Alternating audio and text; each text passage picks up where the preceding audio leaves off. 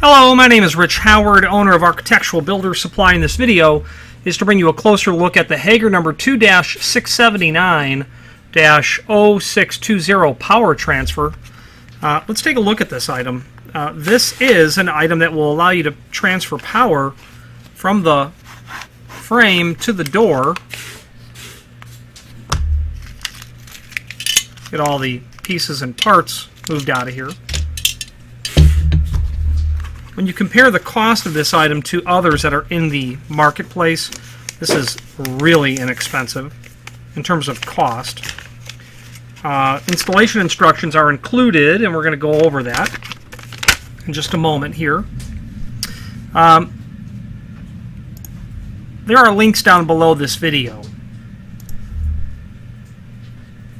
Data sheet, product catalog, and installation instructions. Let's look at the data sheet first. Not much to it. All of that data is down below in this extended description. Basically, he's telling you it's a power transfer is what this is. You're going to have part of this installed into the frame, which will be the box portion, and the rest of that's going to go into the door. And it's basically a spring is all this is. This is like a storm door spring, not saying, or probably more accurate to call it like a spring that you would see on a fire-rated access panel. Certainly more durable than a spring on a typical wooden door, I would think, would be my guess. The advantage of that, however, it does give you some flexibility, a little bit of tolerance for, you know, any sort of need to be flexible. This can obviously accommodate. Certification down below, the part number, UL listed. Frame mortised for the steel dust box with a flexible steel loop. UL listed miscellaneous fire door accessory, indeed. Recommended for use on hollow metal frames. I would certainly say that that would be quite accurate. And next there are some dimensional properties, and we're going to go over that when we get into the installation instructions. And let's do that right now. They'll be included. Now, I've never prepped for this Hager model, but I have prepped for other similar products. It's simple and straightforward in terms of a preparation. You're going to have a cutout in the frame that's going to be not obvious immediately. Well, they tell you the frame prep is to be 10 1/4 tall by 1 inch wide and 3/4 deep. So 10 1/4 tall. And what I'm measuring is obviously the overall height. Overall height is about 11 3/8. The back side, the box height itself, is coming down at 10 1/4.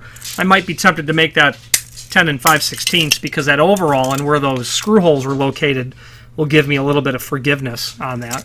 And overall width, they've got it at 1 inch. I'd say that you'd be in really good shape with a 1 inch type of preparation.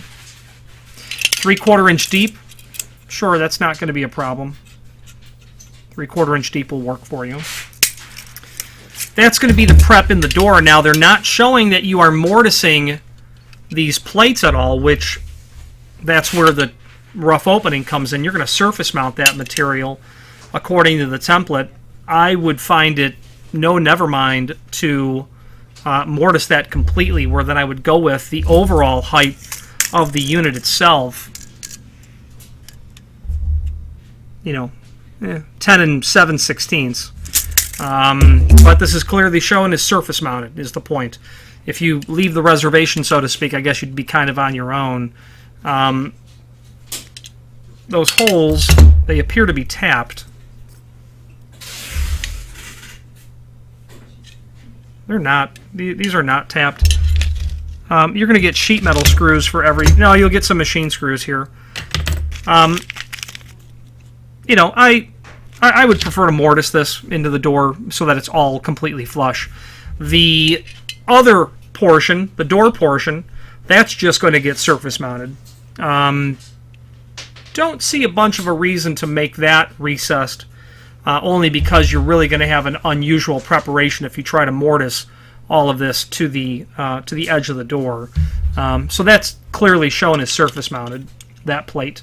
But the plate thickness needs to be considered here as well. Let's take a closer look at that.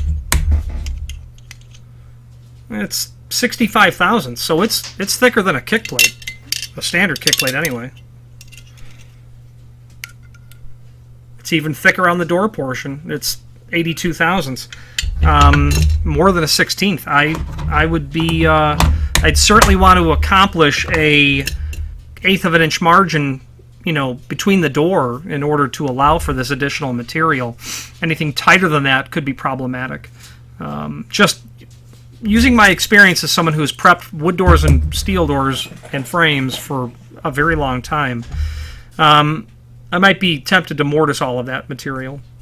Weld in the tabs to hold the body in, make my own or purchase some. Probably have to make my own because that offset, that gauge of material is so thin. Basically, the frame is going to be that thin. You'd want a flat plate like you would use for a strike plate of a flush bolt. It's just a flat piece of steel that you'll weld into the jamb that has the probably 832 size screw threads tapped into it. Now, the rest of the installation instructions do call out a dimension from the outside face of the frame at 7/8 of an inch. I see no reason to make any modifications to that. The door style preparation, they want a 1/2 inch hole to allow, and this is the bottom portion, they're going to want a 1/2 inch hole for that spring to fit into so that you can run your low voltage wires, and of course only low voltage through this. Accepts jacketed cable up to 5/16 diameter, so that's pretty substantial, meaning you could very likely have some proprietary connectors and wires that come off of exit devices that will take specific connector types. So the point being is you need to make sure you can fit all of that through that 90-degree corner there, and then again out here at the top. And it says 5/16. For wood and metal door frames intended for door openings swinging less than 120 degree, meaning how far this is going to rotate. Okay.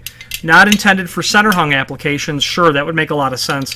You really could not elegantly get this to work very well because of the width of the body here. I suppose if that was much wider, if this was a dust box that was, say, 1.5 inches wide, you could probably accommodate all of this to be able to elegantly rotate, but it really wouldn't be intended for that sort of rotation. You never see that anyway. Well, at least I don't. You would transfer the power via the hanging means, like the top pivot I think is how you would normally do that. Then there's the link to the product catalog, which is handy because it will show you all of those items related to electrified products from Hager. It's a relatively complete yet petite footprint. It's going to have key switches and request to exit buttons and keypads and electromagnetic locks, and it's going to have electrified exit devices, and certainly lock sets. I don't believe are in that catalog, but they can electrify lock sets. And of course the power supplies to run all of it. The transfer hardware as well will be in there. The name Hager is quite synonymous with all things hardware related for doors, pretty much everything but the door and frame, in my experience.